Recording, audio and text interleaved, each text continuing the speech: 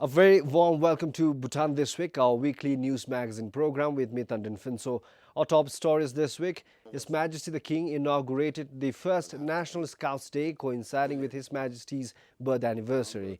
His Majesty the King, accompanied by Her Majesty the Gyaltsen, graced the 10th convocation of the Royal University of Bhutan. And the government's revenue collection dropped significantly by 16% for the fiscal year of 2013-2014 compared to that of the previous year. His Majesty the King celebrated his 35th birth anniversary with over 1,000 scouts of all ages from all around Thimphu. His Majesty also inaugurated the first National Scouts Day. His Majesty the King was accompanied by Her Majesty the Gyaltsen. His Majesty the King was first presented with a japtin by the Scouts.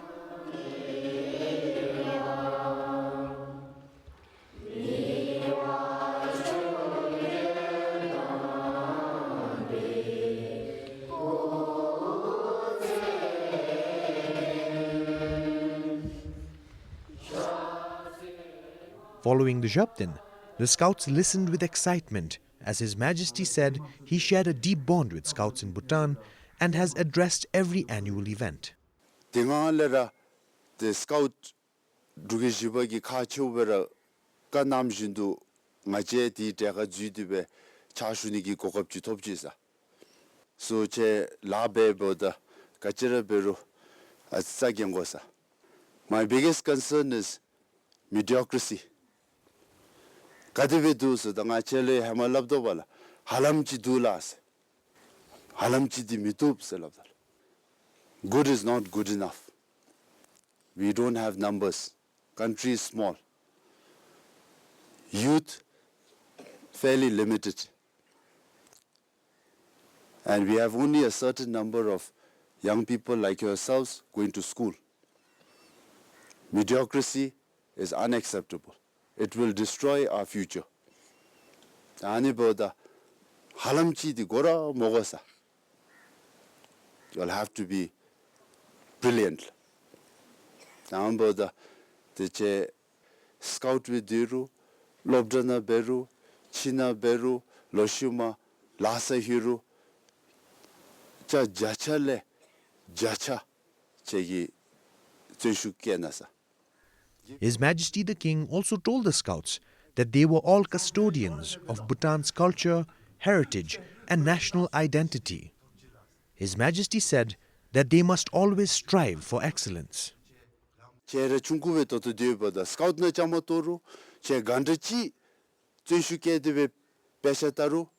keep in mind that that extra hour is your service to Tsawasum.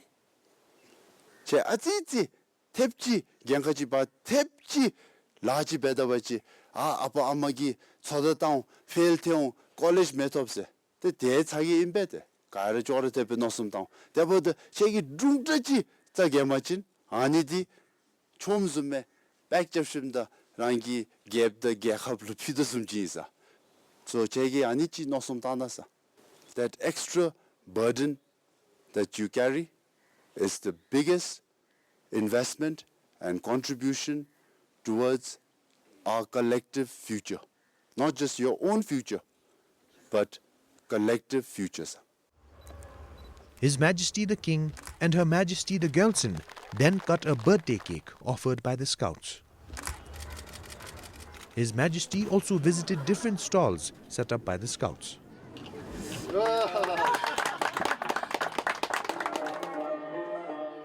The Scouts started in Bhutan in 1996 upon the command of His Majesty the 4th Drukgyalpo. At the age of 16, His Majesty the King launched the Scouts in Bhutan at Punakha. Today, there are over 23,000 Scouts in the country.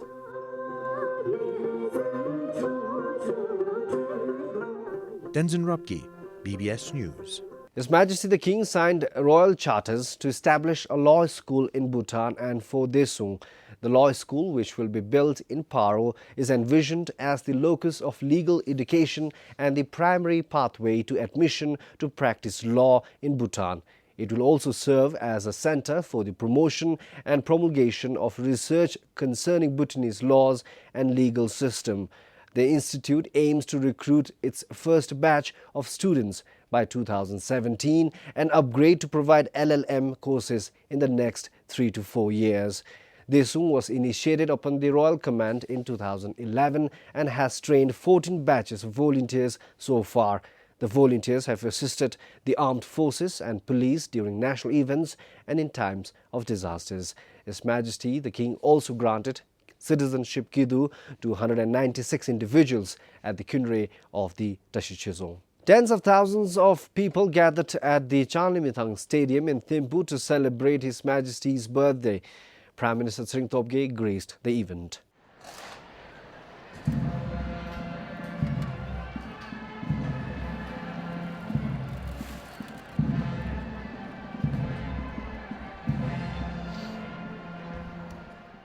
A Shabtin was offered for the long life of His Majesty the King.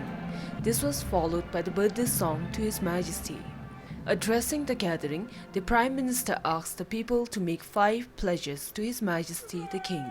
The 5 pledges are to carry out their responsibilities with dedication and commitment, not to engage in corrupt practices, stop chete vandalism, make reading habits, and help the youth.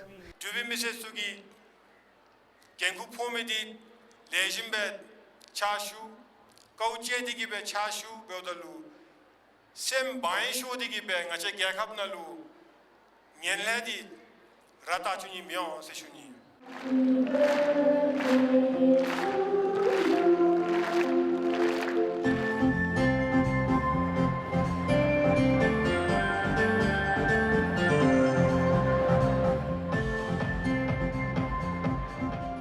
Various culture programs and march dances were also performed by the students of various schools and the Royal Academy of Performing Arts.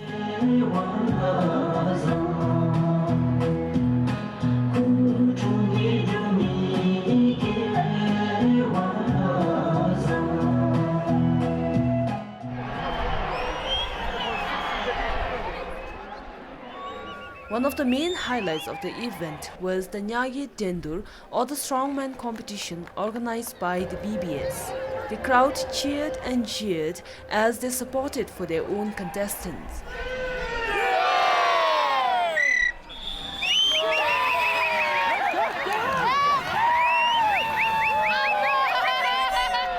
Kile Wangdi from Trongsa emerged as the winner, completing the contest in 3 minutes and 44 seconds.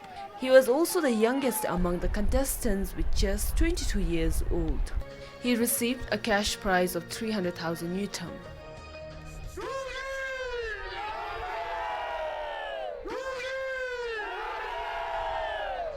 Kille was closely followed by Pasang Doiji from Bumtang, finishing the race in 4 minutes 26 seconds.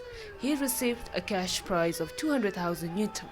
The third position was bagged by Sonam Sring from Paro and received a cash prize of 100,000 Newton.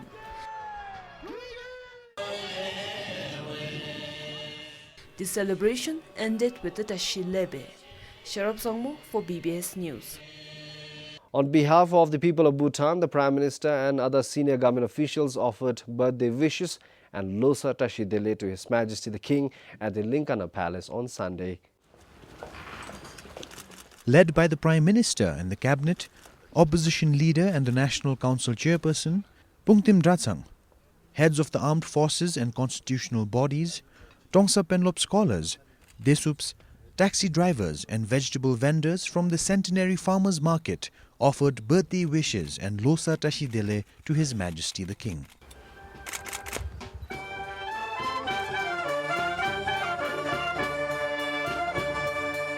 In the afternoon, His Majesty the King granted an audience to the volunteers who participated in the 14th Desung training program at Luntefu. The 77 men and 39 women volunteers completed their 3-week training in Tenchuling, Wangdi Podang. In an hour-long audience, His Majesty described the vision for the establishment of the Desung program. His Majesty shared the various kinds of challenges that Bhutan is faced with today.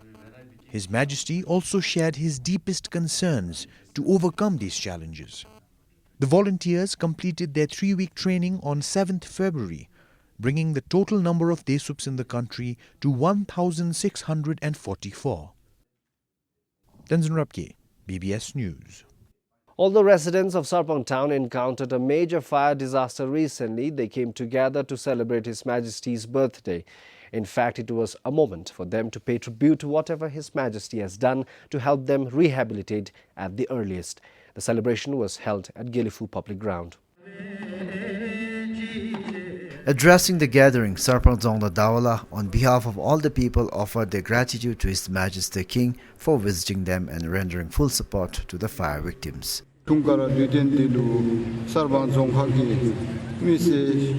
Yonda, Juyo Hole, Gosum Gube, Damsi Zamai Hole, Tashi Dele Shuni Seshuni, Sarpong Tom Dinalu.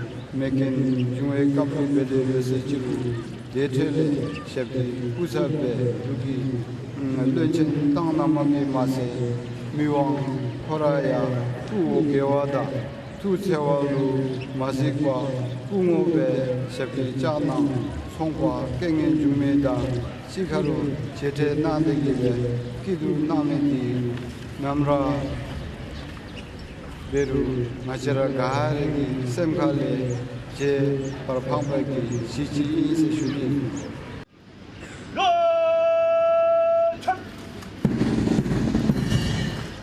The people of Sarpong Zongkha also pledged their continued loyalty and dedication to serve the Tsawasum. Dawni pe chi se khechi chi lu ngachi ragi dugel ngapa pe jimmi singe pe jimmi ge sinam ge wan chu ge thunka dichin imle ngachi Sarpong Zongkha ge hole da bunga ragi hole ngachi ragi dugel ngapa chulu thunka dichin ge nim dilu tashi legmen da kuserin che sewe menami. I would like to wish our fifth king a very happy birthday and a long life. Ngachi dugel ngapalu ngachi Sarpong lok jagi scout ki desin katele tashi dele happy birthday.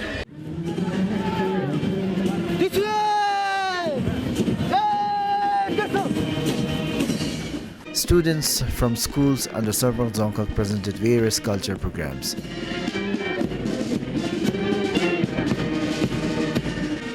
Compiled for Kamawangde in Gilifu, Chikmichile, PBS News. His Majesty the King, accompanied by Her Majesty the Gilson, graced the 10th convocation of the Royal University of Bhutan. Addressing the sea of graduates, His Majesty said that the achievement of the graduates was commendable as a lifetime of hard work and effort that had brought them here, and their family and friends and teachers had every right to be proud.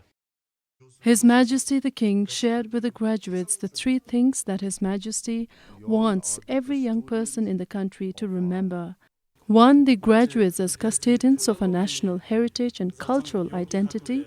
On this, His Majesty the King said that our forebears safeguarded an extraordinary and unique cultural legacy and left an exceptional country. His Majesty therefore said that it is our duty to nurture, to reinforce and to hand it over intact to the succeeding generations. 2. The graduates as the guardians of our peace and stability. On this, His Majesty the King said that the greatest asset of a small country is our people. If our people are able to work together in unity and harmony, we need fear no adversities, for we will be able to brave whatever the future may bring us. His Majesty added, our strength comes from unity and collective service. On the third point, His Majesty said the graduates were the stewards of our nation's future and said that their capabilities will invariably shape the future of our nation. His Majesty the King also shared three things about the country that His Majesty always keeps in mind, one being that we are a small country. Gyakab chungkumol. Ro gyakab bombo achin tab madwe bom themel. Ro gyakab bom bendigi la bego medel. Ka mechamel. Mi jabmel. Toto zenigi chaladi lochu thamgi jable ze masubo thodu bilibmel. Te ani bendigira gyakab bomsu lagachamira dil. Ngachi gyakab di toro chungu lagajimel. Milob gammil. Jengwa tape ngachi ki jesusa. Gachira beru rogi lochu tham gobachi ngachi lochi na bedawal. Rogi lochi gobachi ngachi ki nimchi darira tasa kesusa. So if there's one thing that is going to help us navigate through change overcome obstacles and realize our full potential, solve problems, and ensure and guarantee the success of our nation, it is because we have learned how to use our smallness to our advantage. 다음부터 개갑 충구 밴디기 가치라 베루 로타페 제수사. 대보다 개갑 봄기 담마디스 같이 나 개갑 충구 라칸나 로 개갑 봄기 주노 론치디 같이 개갑 충구 밴디기 메버진 나 도사세미디 아니사.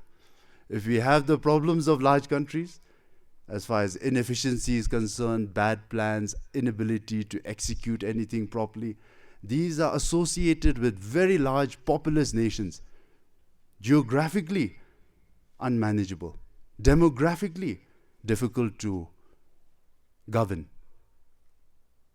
Now, if we have their problems and we don't have their wealth and resources, then we hit rock bottoms. 다네 버들로 ngachi gyakap chungkuji ise sheedbe tebe la besuwachin ta ngachage matapulemil. On the second point, His Majesty stressed on the neighboring countries as the two most populous and fastest growing economies of the 21st century. ngachira gyakap di chungku lagajil chimsa gyakap ganewo bom topshu chengi gyakap mel ro miloble beru jutoble beru 나메 삼에 딘딜 아니디 샘과자고사 같이 랍랍라 같이 도토나 개원가 기페좀디 디기 같이 지을 잘라 자체설베 제돌 마음바기 된들레 마수 린루기 시점디 죽나돌 벨조 공페 같이르 미세기 데기 유엔데 기두 티가르 제미디 Tanjulu, Miguel Gachimo Sawachin, we are trying to survive in the 21st century when the world around us is changing. And on the third point, His Majesty described on how we could succeed as a country in the 21st century. Ngachigi Juno Lonchi Bomshu dera mitop derembel ngachi dulumbalu rozumbe juno lonchi misa yuru miru ngachi gi meseimbal the ro gyakhabna bawachi mitoplu loti sube ngachi gyakhabna bawachin chudublu shutengopchi dusa. His Majesty reminded the graduates that the road ahead will be long and hard, but also that there is nothing we cannot achieve. His Majesty said that there is no doubt in mind that we can hand over an even more successful and prosperous nation to our future generations. His Majesty reflected on the transience of time, reminding the graduates that 9 years have already passed since His Majesty became the king, and after 15 more years the nation would be celebrating the silver jubilee of His Majesty's reign. He therefore informed the graduates that there is no time to waste and no opportunity to waste to do something extraordinary. His Majesty said that the key would be to understand that as a small country with a small population and limited resources, we cannot afford to have the problems associated with large nations. His Majesty asked the graduates to keep in mind our smallness and accordingly formulate plans and policies and translate them into results. Finally, His Majesty said that the greatest and the most valuable wealth that we have in Bhutan is our people. Large countries depend on large numbers, His Majesty pointed out, but we in Bhutan will have to make up with talent. His Majesty said that is how we will create the opportunity for ourselves and our future generations to enjoy unprecedented peace and prosperity in the country. His Majesty the King awarded degree certificates to the representatives of each college under the Royal University of Bhutan. More than 5,000 graduates from 11 colleges and institutions under the Royal University of Bhutan received their degrees today. Diki Chorandaji, PBS News. The freeze on construction loans and ban on import of cars, besides other restrictive fiscal and monetary measures, not only suppressed the economic growth but also affected government's revenue. The decrease in government's revenue was felt mainly in terms of indirect tax collection, which decreased significantly by 16% compared to the previous year. This was a direct result of the several macroeconomic measures put in place post-2012 rupee crisis. In absolute terms, indirect tax decreased by almost a billion Yildirim from 6 billion to 5 billion. Indirect tax constitutes sales tax, excise duty, customs duty and green tax, which are mostly taxes imposed on import of commodities. Therefore, the ban on import of cars and freeze on construction loans had significant bearing on indirect tax collection. Usually, an increase in the level of indirect tax indicates increased consumption. Prior to 2012, before the restrictions were imposed, consumption, both private and public, had reached unprecedented level. Consequently, indirect taxes also increased by a huge 60% in the 2011 and 12 fiscal. Revenue and Customs Director Yönten Namgyal said one of the reasons that led to the decrease in indirect tax collection was also because of a decrease in excise duty refund collection from India.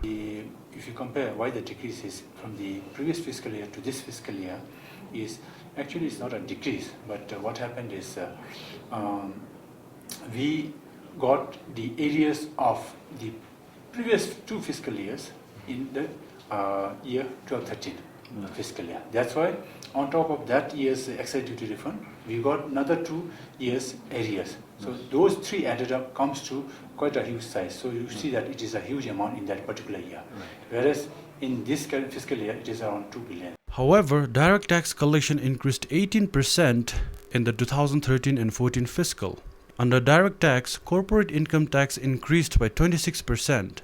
The Druk Green Power Corporation was the top contributor of corporate income tax, followed by Druk Holding and Investments and Bhutan Power Corporation. Total revenue, both tax and non-tax, collected in the fiscal year 2013 and 14 amounted to 23 billion Yildirim. Domestic revenue was able to cover 100% recurrent expenses as well as 32% capital expenses. The Constitution of Bhutan mandates all recurrent expenses to be covered by domestic revenue. Nyudup Gelson for BBS News. People in Upper and Lower Wamling in Shinkar in Jamgang have now started blaming each other for the halt in the Gyeok Road construction. Upper Wamlingpas are saying that villagers in Lower Wamling, along with the local leaders, are the ones wanting to change the road alignment. Without resolution into the problem, the road construction works have now been halted for nearly a month. Meanwhile, the Member of Parliament from Bardotong, Lekidoji, said he never asked people to refuse from giving their land for the road construction. And sometimes I feel that, as a member of parliament, especially representing the government from that constituency, sometimes I feel that, I have failed in my duty.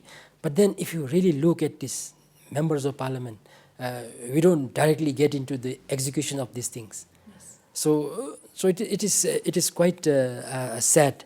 But if you really look at this issue would not have raised, this issue would not have come if the builders of the road have actually followed the initial surveyed plan. Mainly to do with the disagreement, the differences people have between Upper and Lower Wamlingla. And in some comments, people have even said that the Member of Parliament from Bardotong, which is yourself, have stated in public gatherings that people may not surrender their lands if they wish to withhold it, and that it is okay for people to not give their lands for the road construction. And as a Member of Parliament who represents the public from that constituency, isn't it your responsibility to create harmony instead of disharmony? After the third session of the Parliament, I requested Lombo Rinzin Doji, who looks after Shamgang and Sarbang, that is within the ruling government arrangement. So I requested him to go to Shinkar. And during that time, Zongda as a district administrator and Department of Road, represented by its project director based in Tingtibi, also came with us to a meeting in Shinkar Gyeok. During that time, I specifically pleaded with public that let the road come from anywhere, it's going to benefit all of us. Let us not object to road going through that road should not say, we shouldn't say it should go from upper or lower. let them decide, let them build the shortest road, economically viable. So that is all I said during that time. Mangmi was there, Geog Adam officer was there. So I basically explained to the public about the benefits of the road, and told them that we should not say, oh, they shouldn't go from my land. I basically said, let us all cooperate. Let us not object to road passing through your land. Yes. That is all. That was the message. Yes. I basically said that, I would like to bring both my hands, fall in front of you. Let us not object to road passing through. As a responsible member of the parliament hailing from Bardotong constituency, are you doing enough to solve this problem at the earliest level? I think I'm doing what is humanly possible, without people misconstruing that, like a member of parliament is interfering in the local business. So we basically ask people to just build a consensus. But in a democracy, I basically said that, we can't say, even Prime Minister can't say, okay, take the road from upper, lower. We can't say. People have to build your own consensus. Yes. That is all I said. But I think I think I have facilitated. I have written the facts and figures, whatever the people have written. I have sent copies of this. The Prime Minister has a copy of this, and he knows the issue. Yes. But there's nothing you can say interfere, because then you people will say, oh, there's no separation between the executive and legislation, all those things. Yes. But I think I'm doing. But then, of course, the main problem, like I said earlier, is because the builders of the road did not follow the earlier initial surveyed road. According to the Royal Civil Service Commission, all B.Ed graduates could not be absorbed in the civil service due to low requirement of teachers in the schools this year. The Commission said they need to work hard to earn their place in the civil service as the requirement in the government is decreasing and becoming highly competitive every year.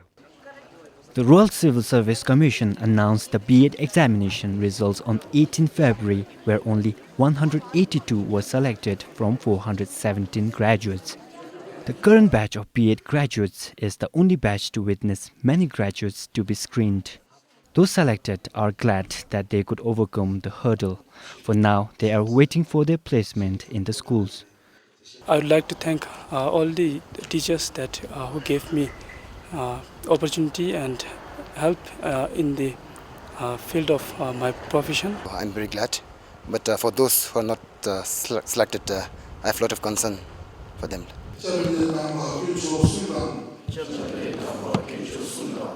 Those selected attended the oath-taking ceremony today, pledging to serve the Zawasum with dedication and loyalty. But the 235 of those who have been left out are still in dilemma where their future is heading to. While some have tried looking for jobs in other organizations, their applications have been denied because of their field of study. Only few of them have managed to land in teaching jobs in private schools. I've even tried in private organizations, sir. Besides education, sir. I've tried for other jobs, sir. Even in survey, like PHP and many others, sir. But even they deny our proposal or applications, sir, because of our background, sir, being in education. The company, they doesn't give any opportunity to us. There is no vacancy. There is no option for us. They are not giving opportunity for us. That is why we also give up trying for other opportunity also. The director of the Royal Civil Service Commission said the number of slots was decided only after many consultations with the Ministry of Education. He said 182 is higher, keeping in provisions of teachers going on extraordinary leave and maternity leave. Director Dojit Singh said that getting into training institutes does not guarantee that they would be employed. Vacancies in the civil service are need-based and demand-driven. The director said the Commission and the Education Ministry is in the process of doing a detailed analysis of the schools in terms of gap, requirement and existing number of teachers. If there are requirements in the schools, we would be taking those teachers who have not been able to get through the selection process. But we will do on the basis of their merit ranking in the examination, we will take some of them on contract based on the need of the school. So that process of consultation, we are doing it. So once we finalize at the ministry and the RCC level, we will submit to commission for approval. With those left unselected, the Commission could not confirm how many of them and in what subjects will they be recruited on contract. For now, they are waiting in hope that government would employ them soon. If not, most said the last resort will be to look for jobs that ask for Class 12 qualifications. Chetan Dupchu, PBS News. The Domestic Violence Prevention Act highlights the need to institute one-stop crisis centers in hospitals across the country. But for the Health Ministry, it is not possible at the moment. The ministry says budget constraints and lack of forensic specialists will obstruct the establishment of one-stop crisis centers in all hospitals. The need to have one-stop crisis centers was conceptualized during a police conference in 2005. Its function is to provide fast and efficient services to victims of domestic violence, sexual assault, and other physical abuses. Under the center, a victim can avail medical help as well as seek support from the police and receive counseling. The patient need not go from one place to another, causing a lot of inconvenience, like hopping from one place to another, from hospital to the police, police to the court, court to the back to like CSOs and things. Even within the hospital, we have different departments. Like if a patient needs gynecological consultations or consultation with the pediatrician or psychiatrist, they have to hop from one place to another, and sometimes they may not be able to actually even meet the consultant also. With the one-stop crisis center, the patient, the person will be the center of the focus of attention. Although the National Referral Hospital in Thimphu has set up a one-stop crisis center, it barely serves its purpose due to lack of space and facilities. But this hurdle is most likely to be solved soon, at least in the capital. So in few months' time, where forensic service is situated in Jimidorji, they will have more space because public health laboratory will shift to Sarbetang. There we have a big laboratory, so they will shift there and forensic service will have enough space. So all they need to do is little modification and we'll hand over the space to them so they can start one-stop crisis center. But establishing one-stop crisis centers in all hospitals as mandated by Domestic Violence Prevention Act is something that is not feasible in the near future. The Department of Medical Services pointed out that this is, however, their priority to at least open one-stop crisis centers in 2 regional hospitals in Gelifu and Mongar in the next 5 years. Meanwhile, with domestic violence and other physical abuses becoming prevalent in the country, forensic specialists stressed that one-stop crisis center is necessary in all hospitals of the country. Pemal Hadin, BBS News. That's all we have for you this week. Thank you for joining us. This is Tandin Finso saying goodbye.